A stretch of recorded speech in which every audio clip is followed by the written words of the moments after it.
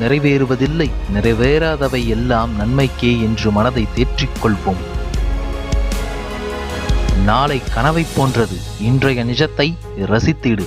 நாளை கனவை போன்றது, இன்றைய நிஜத்தை ரசித்திடு.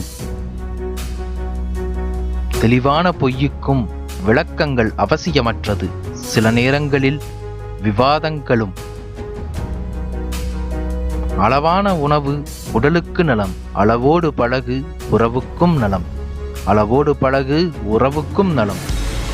எது நல்லது என்பதை தொடர்ந்து சொல்லாதீர்கள், தொடர்ந்து செல்லுங்கள்.